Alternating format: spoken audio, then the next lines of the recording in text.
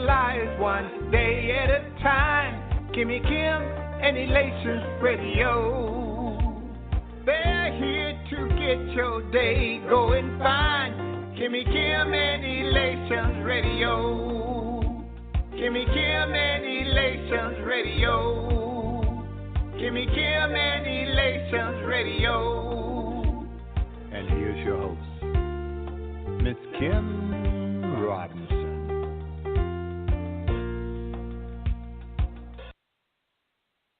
Oh no, it's never too hard. Oh no, it never is. Never too hard, never too hard. It never is, never too hard. No, trust him in his word. Don't you let go.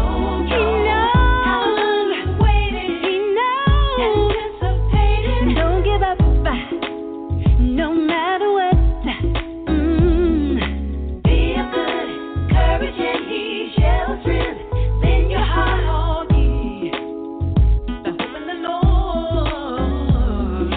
Stand up and be strong, strong. You gotta stand up and hold on. Never too hard, never too hard.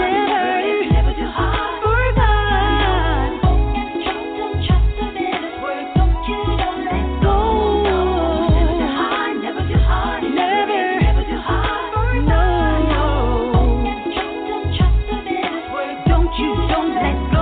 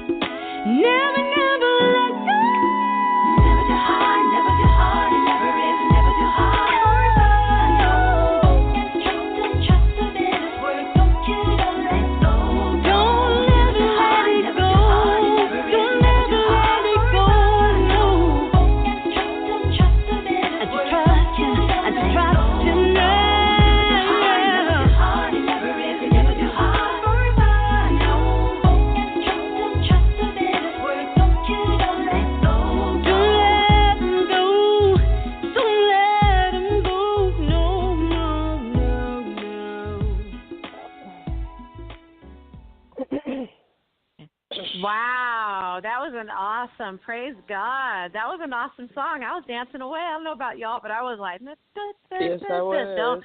Yes, good evening, everyone. Welcome to This is Elation Radio, and we are on Crisis Radio tonight. Woohoo!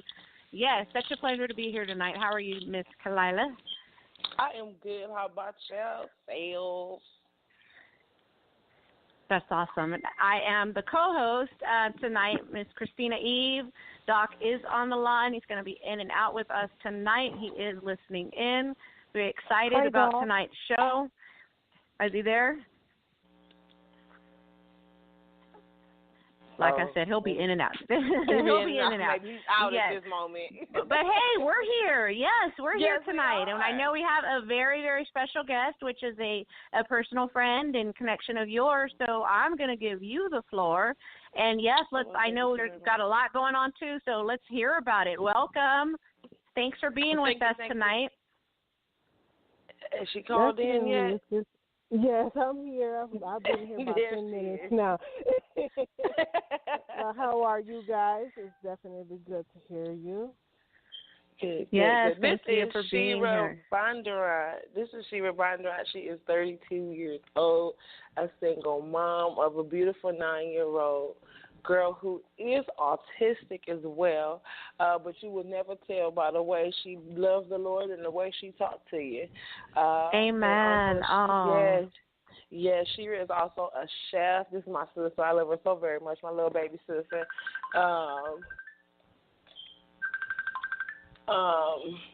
She is, a survivor of domestic violence, and she is currently engaged. She is also writing a book as she experienced her domestic violence. I'm so sorry, you guys. So much stuff started happening at one time. Yeah, wow. I'm like, oh my God. That's amazing. Oh, okay. All right. I'm so sorry. But she's done so much. She's been in school for a while. She's actually out of school. She is developing and working on recipes and doing some research and stuff like that. But we will get to that as we open up the floor and hear about the her being a domestic violence survivor. Yes, I am. I am a domestic violence survivor. It was definitely a crazy situation. Firstly, I thought it was going to be a good thing to do.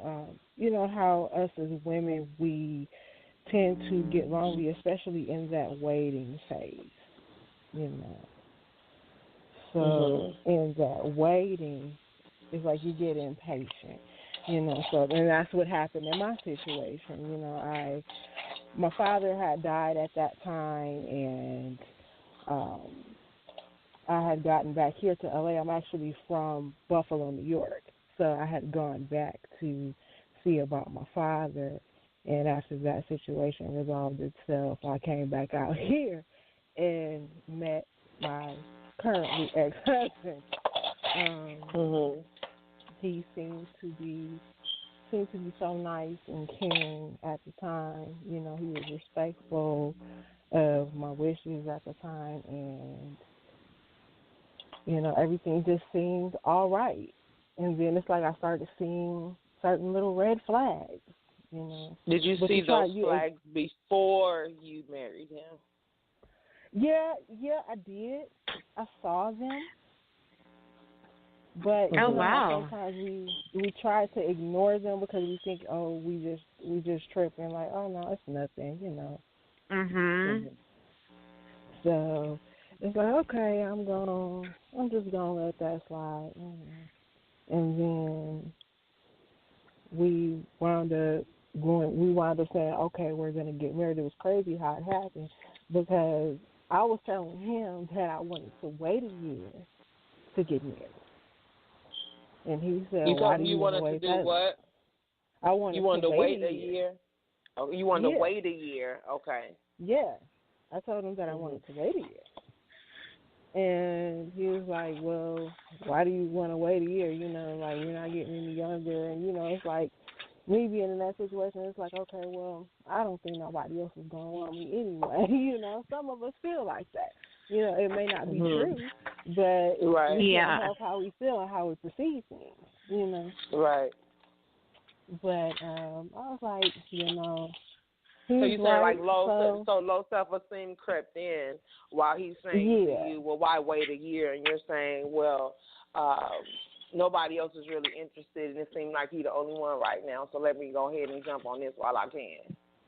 Yeah, because it's almost kind of like a situation where it's like, it's almost kind of like a situation where it's like you put your face in, the first thing you see, the first thing they give you attention. You know what I'm saying? Right, some kind of right, attention, gotcha. You know? Gotcha.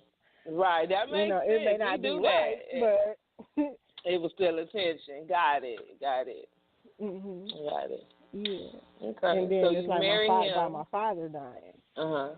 Okay. Like by my father dying, it's like I had lost a part of me. You know what I'm saying? So it's like it was like to fill that void real quick. You know, it's like I lost something that was set in stone, that was there, and now it's something else that's set in stone that's here. You know, so Mhm. I'm like, okay, yeah, we can go ahead and do it. You know, it was like over a dinner discussion. It wasn't like a proposal, like you know how you usually get proposed to. It was just like over a dinner discussion. You know, Oh, like Wow. yeah. Okay. you Like know, you was and choosing a then place if whether y'all was gonna go out to eat or not. That's how simple the yeah, discussion was. that's how the discussion was. Yeah. It was Mhm. crazy, you know. Gotcha. That was something that kind of was like that didn't quite sit right, but I was like, I kind of brushed it off, like, okay, you know, some people don't react the same way to this situation, so okay, you know, we'll get past it. Now, speaking as her sister, when this all happened, I'm gonna Mhm. say that I was like, sis, this don't sound right. What if he's not the same? What if once y'all get together, he's not really who he say he is because you haven't spent this kind of time to get to know him. So there are people that God do put in place that says, that don't sound right. So what did you do with those voices? We sisters, so we happen to be able to talk at the same time. Be able to give both point of views. But for those who don't have that sister in their ear or that person that they think they don't have in their ear, what do you say to that? It's like I would say, like, if you don't have that, if you see or you even feel that vibe that something's not right, don't do it. Trust your gut instinct. If you feel like something is not right, don't do it. If you don't have anybody in your life to tell you the difference between right and wrong and you can't see past those rose-colored glasses you got on, then you need to follow your instinct. Because that's what it is. Your instinct, your God-given instincts, right? Okay, so let's fast forward. You marry him. First of all, before we get to the married part, what made you, after you had that feeling, you still married him anyway? What was that reason? I married him. I honestly did care for him and I did love him to a certain extent. But it was like I had talked to different people and things like that, and then I had one to confirm my madness, so to speak. It's like someone in the church, matter of fact. So it's like when you're in church, you tend to trust the people in the church with your life, especially the leaders of the church. Right. So when the leaders of the church don't stand up and say, hey, you might not want to do this. Right. Especially if it's a tight-knit church where someone you can call and text the pastor or the evangelist or the ministers there, you know what I'm saying, to where they have your phone number, they can call you and be like, hey, sister so-and-so, this isn't right. Something's wrong here. Right. Okay. So your madness was confirmed. So you went on ahead and went with it. So now that you guys are married, what are you experiencing? Once you're married, what do you start experiencing right away? Because once you marry, there's a sense of like they own you. Am I correct? Yeah. So once he realizes like that piece of paper. Mhm. Yeah, it's like, the matter of fact, let me just say this really quickly.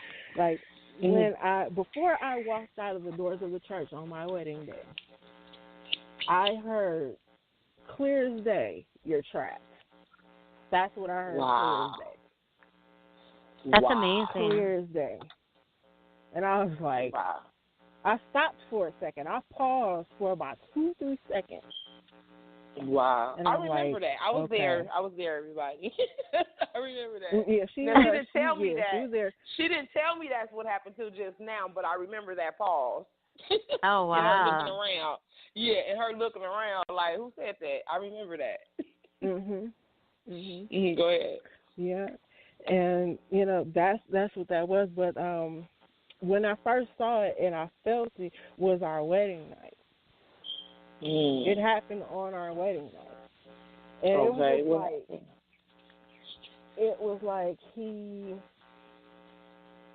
was playing, he called himself playing with me. But it was rough, like it was like really rough to where it's like he was like trying to hurt me or trying to pin me down or something. You know, it was strange. It wasn't. You know, it wasn't normal to you. It wasn't no normal. Yeah, rough and that tough. wasn't normal. That's not something that I'm used to. So it's like, okay, wait a minute. Why are you, you know? And now I want to interject here and say that my sister has martial arts. She has. What is it you got? What you know about martial arts, sis? I've taken kung fu training extensively. So yeah, I am at this point. If I'm not mistaken, the last belt I left off on was purple at that point. So it's like it wouldn't be hard for me to subdue him. So it was an allowance to a degree, you know. But it's like you want to submit to your husband, you know what I'm saying? But at the same time, it's like you like, wait a minute, you in your head, you like, something's not right with you, something's wrong. And I remember that night praying like, God, I bind up any spirit of domestic violence. That was something that I prayed that night.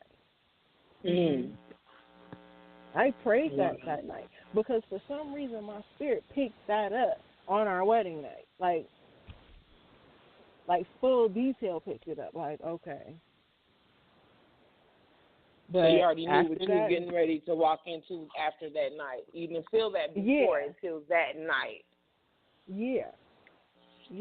And it's like things started slowly changing. It's like his sweet and calm demeanor started changing randomly, you know. It's like, what? So what are some of the things he began to do that affirmed, other than your feeling, what became legally, even legally considered domestic violence? What were the things you began to experience?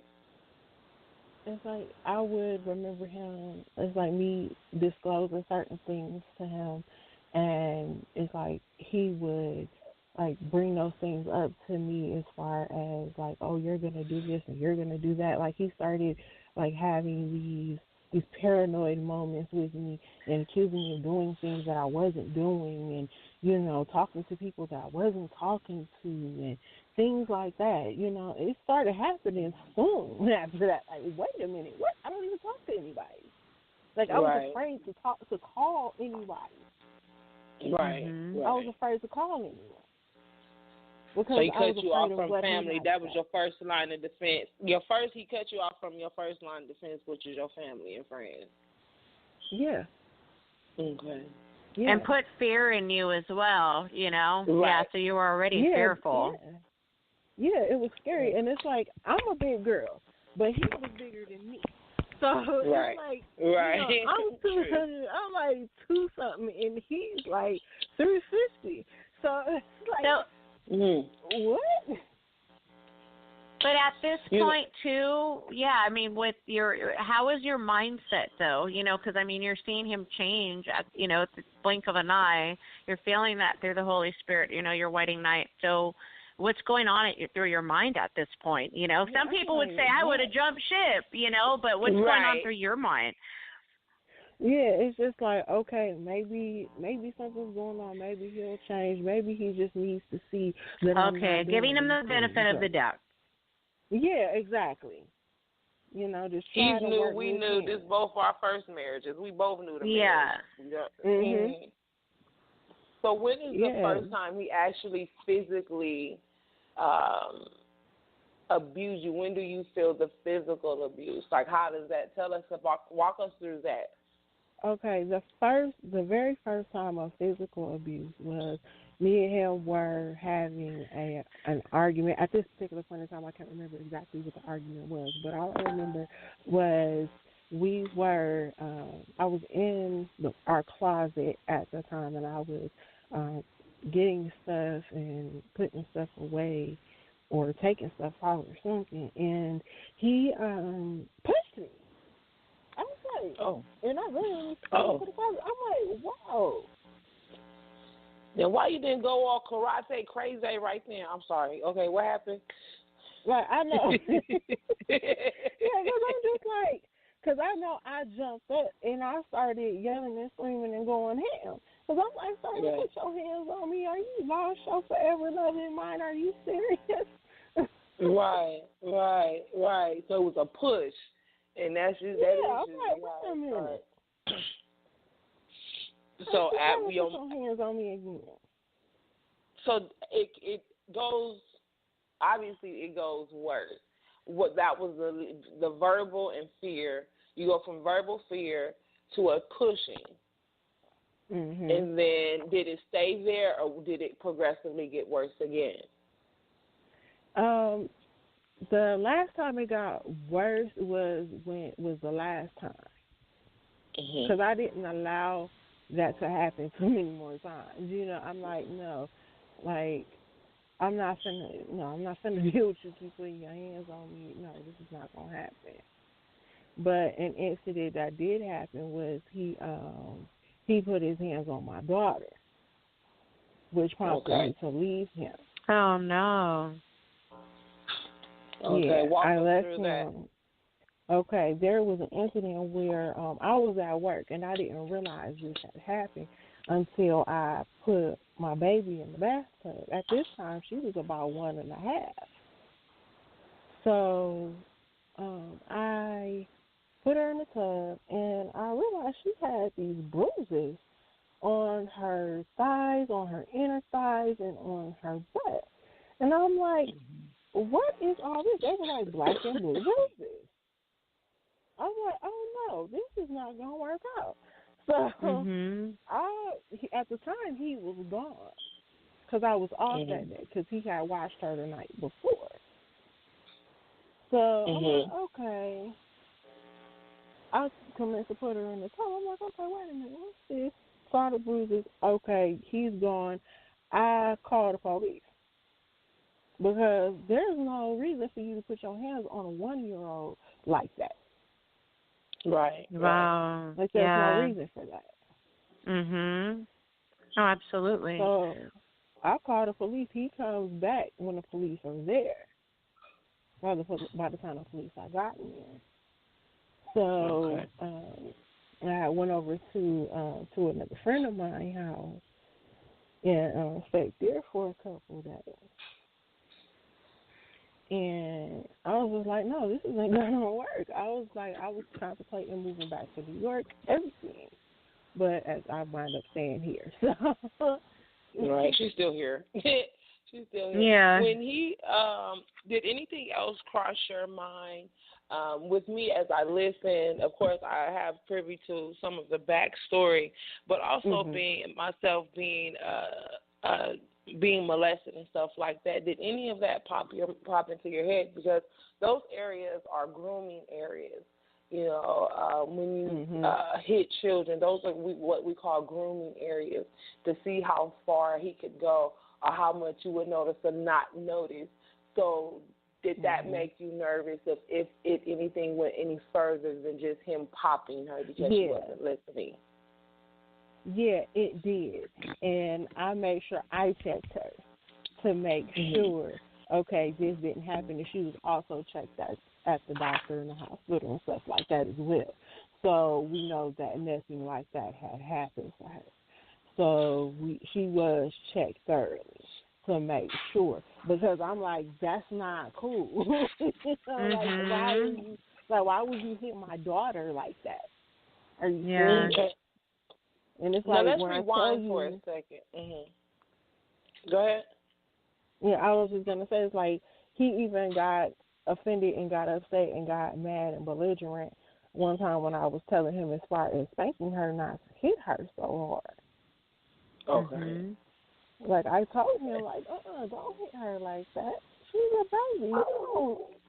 Like, like, you know how we pop them when they hear, like, no. You know. And it's really like, weird for him to want to pop her. Most men do not like to hit little girls, period. Especially daddy's little girls. So it was really strange. Yeah. So let's rewind a second. there was an incident, again, because we're sisters and I'm a privy, so I make sure I don't want to bring up too many sensitive subjects, but we want to get most of what flags and certain things that happen that people don't discuss. There was an incident that caused you now to have cluster headaches. My sister has cluster headaches really bad. He pinned you down. Now, mind you, she knows martial arts. So because he knows this, did he not pin you down and began to kind of like use your head like it's like a boxing bag or some sort? Yeah, because, okay, so with that situation, there was a phone call or a text. There was a text made to my phone from someone from an unknown number that I had no recollection of. And he commenced to ask me who this was and didn't want to hear that I didn't know because I truly didn't. And he began to punch me in my head. He firstly woke me up by choking me, first of all. He had me pinned to the bed by my throat, literally. Right. So I'm like gasping for air. Mind you, my daughter is at the end of the bed, like, really? And then when he finally did let me go and I was able to sit up and catch my breath, he commenced to punching me in my head. Like, I still at this point have cluster headaches and ice pick headaches from that day on that side. Like, cluster headaches, for people that don't know, are extremely painful and cause a lot of light sensitivity to where even regular light, even night lights hurt to look at. Yeah, those are some of the I wanted to talk about that as well because some of the aftermath of domestic violence, people, the unseen pain, the unseen, the silent suffering of the verbal abuse, the first instilling fear, and then being able to, these abusers know how to abuse without leaving physical evidence. And because she knew that she knew these techniques, men get away with it. Because, like, martial art, why you just didn't take him out with the 1-2? Why you didn't Kill Bill him? Kill Bill skills. Yeah. Why you just didn't do that? Because that was my first mind. Her sister, like, girl, you could have called us. And we all know these techniques. He would have been out of here. But it didn't happen that way. Yeah, but it's it wasn't. It wasn't. I'm sorry to cut you off. I'm so sorry. No, it's okay. It's your story, your life. Yeah, it's like it wasn't, for me at that point, it wasn't that easy. Because this was somebody that I married. So, again, a soul tie. You know what I'm saying? This was a soul tie at this point. And a covenantal soul tie. You know what I'm saying? It's harder to break that, when you're trying to do what God says and do what His Word says. Submit your wives, submit yourselves unto your husbands. You know what I'm saying? You, in your first, especially if this is your first marriage, you take that to heart. You know what I'm saying? So it's like you're submitting yourself in ways that you shouldn't even submit yourself. No one should have to submit to being punched on or beat on or choked or slammed against walls or punched. No one should have to submit to that. That's not in God's will. Simple. Real simple. I love how you said that. That is not in His will. Yeah. Do you think, it's like, go ahead. Do you think that your child remember any of that? Because she remembers very well. We know that she remembers stuff we don't remember. She remembers all the places she's ever lived at, all the schools she went to. Do you think she remembers that? She may remember it, but she never says anything about it. Okay. She's never mentioned it or said anything about it at all. And I know that she does have a very good memory, excellent memory. Yes.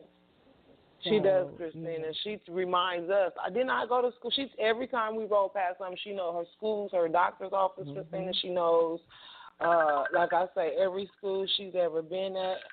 She knows all of that. So she has, when I say an excellent memory, I'm talking about elephant memory. She remembers.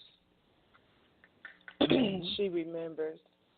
So now that you said that the trigger was or the straw that broke the camel's back is when he did it to her. So you're saying that you could tolerate it as long as it was you, because it sounds like you went through every last step of a survivor, of an abused person, abused victim. So you went through it as long as it was you. What was the difference between allowing yourself to be abused and, okay, your daughter cannot be abused? Because you being abused, do you believe that you being abused is the same as she being abused? It's like it is the same, but when you're in it, it's like you feel like you have a duty to protect your children. God gave you your children for a reason, and you need to protect them at all costs. Now, when you start abusing my baby, that is where I draw the line. Right. I can understand that. So you get out. How do you get out? What happens? Let's walk us through the way of escape. Because, you say you made a way of escape for you. So how was the escape? Yeah. Walk us through your escape. Okay, so after the incident where he was punching me in my head, we actually wound up going to church that Sunday. And I said, okay, I didn't say anything to anybody. I didn't say anything to anybody. We went back home, and the next Monday he said he had an appointment. I guess he thought everything was cool and fine. The way of escape was made. I'm not going to be graphic, but I ministered to my husband. Your wife can, and and he thought everything was okay. And he thought everything was okay, so he left to go to an appointment. So when he left to go to an appointment, I waited about an hour to make sure he was gone and he wasn't coming back, because I know how long it takes for him to get to his appointment and how long it takes for him to come back. I know where he's going. So I'm like, okay, I got XYZ amount of time to get me, my baby, and my important stuff out of here. So I called my sister and told her, hey, sis, I'm about to go here. She's like, I'm on my way. And she was there in 15 minutes, and she was 30 minutes away. So, I was not playing. Yeah, I had never seen her get to me as fast as she had got to me that day. But I had to play it a certain way because I didn't want my daughter to be in any more danger. Right. I didn't want him to hurt her. Like, you can hurt me, but don't hurt my baby. Right. And that makes all the sense in the world. So after you walk away, what are you feeling as you're walking away, as you putting stuff in the car and you're having conversations and you're waiting? What is your I know there's an anxiety level. What is your anxiety level? What's happening? I'm just like, God, please don't let him show up here while I am still here getting this stuff out of here. Please don't let him show up, because I know it's going to be an issue, and I don't know how bad it's going to be. I don't know if he's going to kill me this time. I don't know what's going to happen. I don't know if he's going to try to kidnap my baby. I don't know. Right, because at this point you have already figured out he is, what was the actual problem. Let's talk about before we, because we're running to a close in a little while, but we want to talk about some of the issues that trigger some of this. What were some of his issues that you really covered? Because you're even covering him now. What was at the end of the day, what was his problem? Well, he, as far as I know, he did have some mental health issues, as well as some abuse of his own from his maternal side of the family. That's where I think a lot of the issue was coming from, was that he really disliked women to a degree. Okay. Especially black women at that. Okay. So, it's like he took that out on me. I don't know whether he saw his abuser and me for whatever reason when I've never given him a reason to, but he did for whatever reason. Okay. So he was on drugs, but also diagnosed and on meds for his mental illness diagnosis, correct? Yes, he was. Okay, so there is, and then he had his own hidden issues that never got healed and resolved. And so because of the drastic type of abuse, there really was no time to try to figure out what's going on to get therapy because it was so life-threatening. Mhm.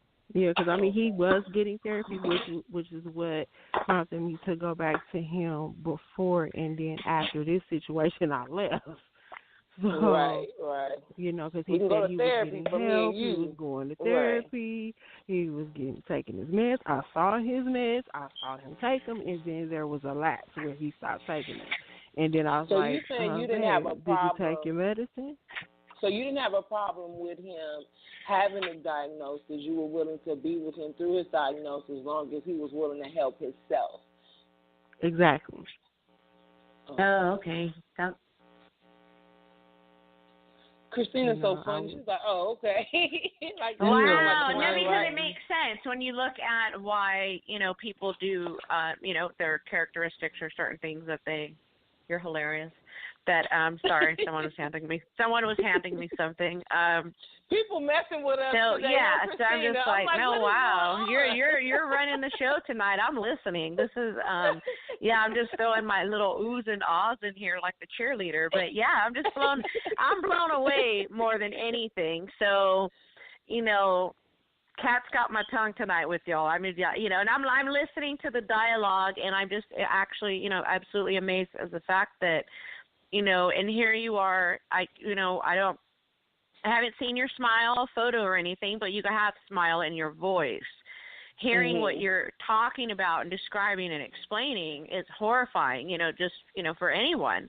And yet there's a smile in your voice. So I admire you, and I thank you for being on here. And, I'm listening to you guys tonight and I'm just blown away by God. And, you're amazing. And we celebrate you. Celebrate you. Yes, we do. That's what this show's about. Yes, thank you so very much for having me. And, if anybody is going through this, if you feel like you shouldn't do it, don't do it. Don't do it. If God tells you to wait, just wait. Just wait. God don't has somebody coming for you. Just wait. We know that you see everybody happy, smiling, and getting married, but you don't know the hell in people's marriages. You don't know. Say that again. They don't know what. Wait. Let me put my shoes on real quick. I'm about to run. No, she is hitting a nerve tonight. Yes. Sam, please repeat that. Please repeat that. It's like if God tells you to wait, just wait, because you don't know the hell in people's marriages. You don't know. You don't know what people are going through in marriages. That's the truth. It is. It really is. That's the simple, honest truth. And and I know a lot of people needed to hear that tonight. Right. But what I love about God is that everything works for the good for those who love the Lord and call to His purpose. We know that, and because her heart was pure and intent, what do you believe God has allowed you to get out of this hell? What heaven reigns when He says if you suffer with Him, you'll reign. So that's a good question. So now, what's happened? What's been? Go ahead. I'm sorry. Go ahead. My earphones fell out. No, go ahead. Go ahead and complete, because I may have cut you off accidentally. Oh, what's been the good of this? Like, what's been the positive? Like, there's a flip side. Okay, we talked about the abuse. We talked about your father died, so that's where the emptiness. You realize the void had to come in, and here comes this sudden Prince Charming on the white horse. Bam! Then we find out he's an imp almost. You go through all this process, and now you're surviving You know, like she said, you have this smile in your voice.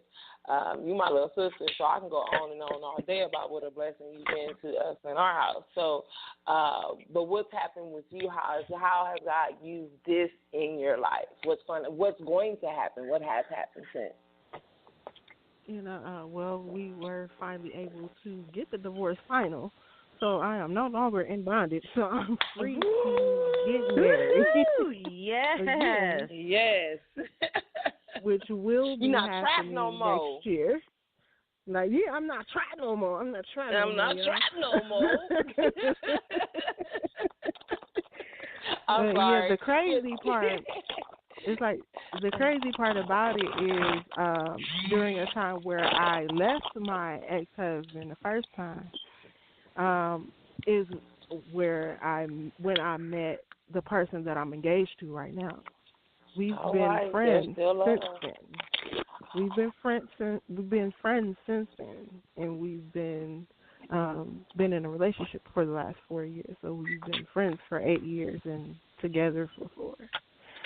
So it's like I have someone that's patient with me that can deal with the things that I deal with. Because, every day is a struggle, because I still have the issues. I still have the PTSD from the abuse, So it's like there's someone that's there for you that God places with you that can that have the tools to deal with the issues that you have. Right. And that's a beautiful thing. It's hard to do. But there is still love after domestic violence, and that's what we love to hear, that agape still reigns. So it says that you are an inspiring author, so that lets me know you have a book you're working on. Tell us about that a little bit before we go ahead. All right. Well, yes, I am currently writing a book. It's a process, but I am writing. The name of my book is Don't Fall for the Counterfeit. Woo! Don't fall for the counterfeit. That's a hit sell. It's sold. It's sold. Don't fall for the counterfeit. Yeah. So tell us just a little bit about it. You. Oh, there it is. So what? Yeah. So what it'll do is chronicle the time that a little bit of the time before we got married, as well as the time when we got married and all the details and things like that, as well as the process that I had to go through to get where I am now, just 7 years after I filed for divorce, because it took 7 years for me to complete the divorce start to finish. Wow. I can't wait to read it, and I was part of it, and I still can't wait to read it. Yeah. I was there, and I'm excited to read it. That 7 years to remind me of the man in the Bible that had to work 7 years to get the wife he wanted, then another 7 years to get it right. Yeah, that's what it made me think of. But that sounds awesome. How's your baby? I know how she is because that's my niece, but let's let the people know, because I'm sure they want a little update on her. How she's, as we mentioned before, she's autistic. She's 9, have memory of the elephant, beautiful spirit. She would tell you she's famous in a minute and how wonderful she is. She has no low self-esteem at all. No. Oh, wow. Go ahead, Shira. Yeah, no, she is not. She does not. She just has no low self-esteem at all. That baby has been singing since before she could talk. So, so yeah, I know that for a fact. Oh my goodness, she is doing awesome, and she's doing awesome. That's amazing. She helps her classmates. So I'm just glad that this didn't affect her as negatively as it could have in the things that she saw me go through. And I just pray that she will know that that's not okay. for Mhm. anyone, especially not a man or your husband, to put their hands on you. You have to know your worth. If you don't know your worth, then anybody can treat you like they want to. We might as well put our Exactly. shoes back on. We might as well put our shoes give them back on. permission. Yes. Yes, Mhm. yes. Beautiful, So beautiful. you putting your boots on, sis? You putting your boots on? Put my boots on. Been good. Gooder. Yeah, and I have to. Here I'm talking about putting some boots, shoes on to go run, and then I'm getting so into this. I'm getting a handful of chips, like getting listening, and I'm getting a text message. Are you eating chips? I'm like, are you eating chips? She was like, yes. I'm sorry. I apologize, and that's what I love about this. Is unscripted. Obviously, we are live. Yes, and I'm so in like, oh, this is good, like crunch. Yeah. Crunch. So I just wanted to apologize. Oh, it's okay. It's okay. We all like here. You had me drawn in. Yes, you've had me drawn into your story. You're absolutely amazing woman. Wow. Yeah, this so is what actually would the you? first time. I was saying this is actually the first time that I'm telling this publicly in a public forum. Like the people that I know this story, but people that I don't know. Yes. Oh my gosh. This is the first time. So I just pray somebody gets something out of this, because I know it's somebody out there that needs it. Exactly. And there's healing in sharing your testimony. Even every time I share certain things that have, gone, there's always that healing, because you never know what someone is experiencing that is going to, wondering, literally, like, is there a plan B? We've all been there. I was there. I felt like I was the only one going through that at the time, But then when you hear it from other women, you get that, it's like the light bulb turns on, like, oh, wait a second, and yeah, so that was amazing. Thank you so much for being on to share. And you seemed very open and relaxed and comfortable in sharing tonight, that being your first time. So, yeah, you're amazing. So what do you, gosh. Go ahead, She don't know what to say. She's like, what I do. Yeah, so right, I know. You're working on the book. You are a take away. By trade, she's also a chef. Oh my God, wonderful chef. She has had worked with some of the people you've been able to work with since after the divorce. As she said, I came and got her. So she was with us, and she went back to school. We function as a family. So this is the part where I come in as a sister to tell, like, maybe just a snippet of part two, I guess. Well, not actually part two, just a backup. Yeah. She went to school to become a chef, and that's what she is. And so, in that, what also allowed that you to experience in that, as you've been a chef, I've known who you work with. Porsche, for an example, she was able to help cater one of Porsche's events. So take it away. Yeah, I did a Porsche catering event for the LA Auto Show. This was a few years back. It was like a 4-night event. We got to work with some exclusive people, some chefs that came directly from Germany. So we were able to work with them. It was an awesome experience. I also got to work with Matt Stone, if anyone is familiar with him. I was actually on his catering line as well, working with him directly. So, I've had some awesome experiences, So it's just beyond words. now? God. Now I am currently working on getting my business started, getting everything started for my business, doing some baking and catering, as well as starting to formulate teas for women. Okay. So, that's something that will be marketed soon, hopefully by the end of this year.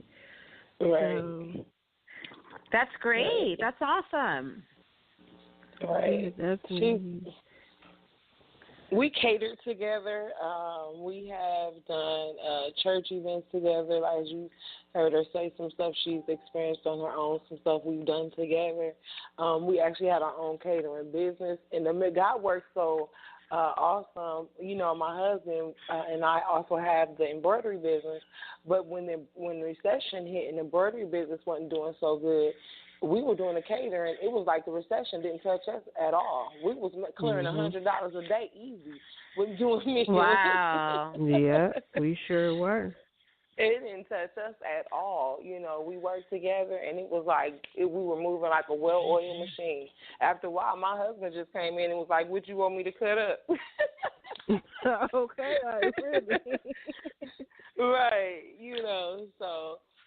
The formulated teas, let's talk about the teas, what kind of teas, because it's something that God gives you. And when you have brain injuries, it's really, I have seizures, so I understand sometimes the brain gives us issues. And I call them brain farts. And what we call them brain farts, you do too, like, you know, I had a brain fart. So with having those type of things, but God still gives you visions and stuff like that. Let's talk about that for a second before, you know, because we'll be closing in a few minutes. So let's talk about God visions, because it's important to know that even after surviving, that you still can have visions. You still can have hope and faith. Okay. Well, yeah, as far as the teas are concerned, it'll be things for, like, doing some baskets for women as far as like teas with different herbs such as like chamomile and Jamaica as well, to help with your cramps, you know, things like that, you know. Cause right, natural ways. Yeah, instead of having to take all this Midol and pump all these chemicals into your system, God has given us the herbs and tools and things to use in order to be able to heal ourselves. So it's better to use the things that God has given you instead of using all these chemicals and things that are geared to kill you pretty much. So, yeah, chamomile is a tea that we're going to do, as well as the Jamaica tea. We'll also be doing ladies' mantle tea to help with the cramps as well. So, yeah, those are a few that we're going to be doing pretty soon. We'll also be doing some cinnamon teas as well to help with the digestion and things like that. Regulating the digestive system, those sorts of things. What people fail to realize is that God, everything that we eat, every fruit and vegetable, if you look at it, it looks just like the brain. It looks just like the kidney. It looks just like the heart. It looks just like the blood. So if you eat those things that look like those products, those organs, then it will feed those organs. And so those are some of the teas that I believe you're talking about. Am I correct? Yes, ma'am.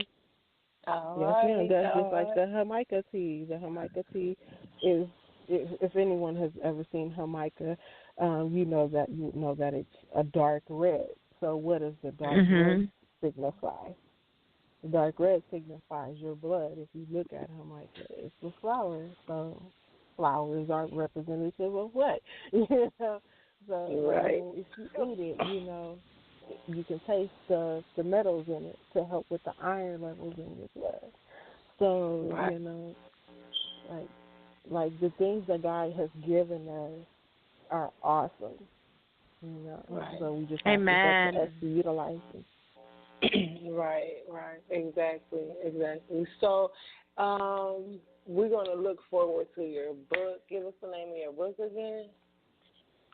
The name of the book again is Don't Fall for the Counterfeit. Don't fall for the counterfeit. Did you hear that, Christina? Don't fall Christina. Black people always knock off names and syllables on your name. You used to that, huh?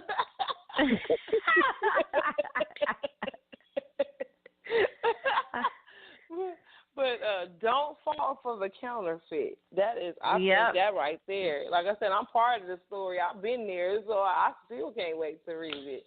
And then she has the teas that's going to coming be amazing. Up. the catering. So look for Shira Bondurant. That's her name. That's who she is. That's who God called her. The whole name is unique itself, Shira Bondurant. So that name itself is awesome. I think so. It's like what's in a name? Name speaks power. And so if they wanted to email you to try to get in contact with you to make sure they can reserve a copy, or so that when your book does come out that they can get in contact with you for one, or you can let them know how to get it, how would they contact you? Okay, in order to contact me, you can email me at Shira B. That is SHERAB2612 at gmail.com. You heard that, Shira D. And what's the number? Shira B2612 at gmail.com is how you can reach me. Awesome. Just really quick, I know we talked about my niece. My niece is so lovely. I just want to say how lovely she is and how they almost missed the diagnosis of her being autistic. So I just want people to know just to throw a little autism awareness in there, that God can do all things. They almost missed her diagnosis because soon as she was born, we gave her Baby Can Read and Brainy Baby. So we stimulated her mind. Yes, we didn't let her watch, senseless TV and cartoons and those type of things. And so they almost missed her diagnosis. And we did blocks with her. And, we just did everything. We treated her as if she was normal. So they just about missed her diagnosis. So, and we prayed with her. We covered her. We took her to the altar. We took her before the elders. We did everything as God requires us to do when they say there's something going on with your child. We did that. And so with that being said, that all things are possible, that although she's autistic, she functions well. She's able to go to the bathroom. She speaks well. She's able to tell you something. She knows the difference between right and wrong. Everything they say autism shouldn't be, she is. So I just wanted to put that out there, that don't let, because your child have a disability, that you're trapped with somebody as well, because men will also use that. Well, ain't nobody going to be with you because you got a child that have a problem. The devil is a lie. Amen. The devil is a lie. So yeah, I just wanted to put that autism awareness out there. I'm so into it right now. Like I can't help it. Like it needs to be out there. Autism awareness needs to be out there, and it's so close to home for myself because we have so many autism. I have autism in my side of the family, my husband's side. So we're in all levels, so we're able to experience the full-grown ones that still wear diapers and the difference. And then we have one that's potty trained but don't communicate as much. But you have my niece that is so verbal. You be like, "Girl, shut up." You think her name is Girl, Shut Up because we got be quiet. And she sings everything that I know how to sing. She know how to sing. Everything she knows is nicknames.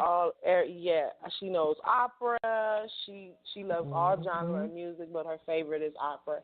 So kids, if you give them give any child with a disability a choice, give them all alternatives. Introduce everything to them, and they will not always choose rap. They will choose opera. They will choose jazz. They will choose. So yeah, I love you're that. so funny. She's like, I feel like you still eating chips.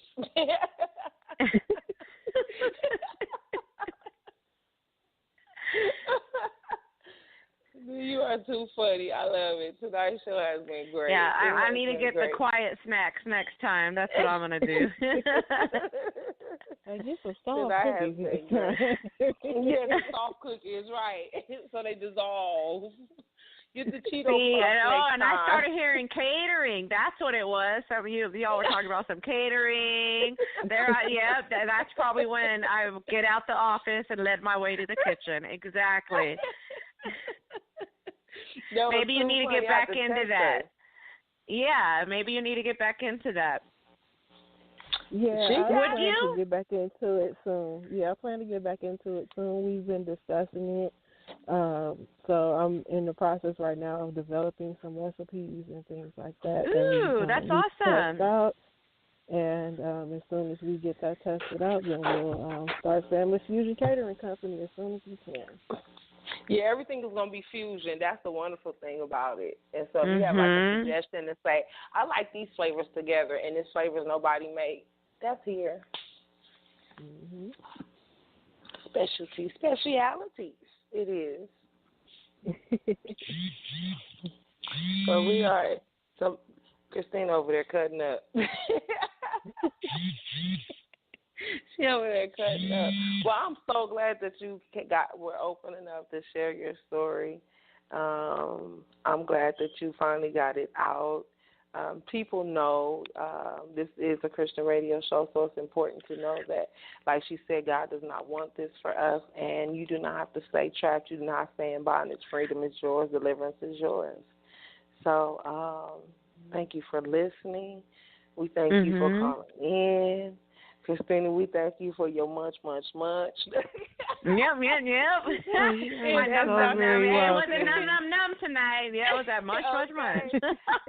And it's all love. Say, agape always. Agape always. Yes. Good night, everyone. God bless. God bless.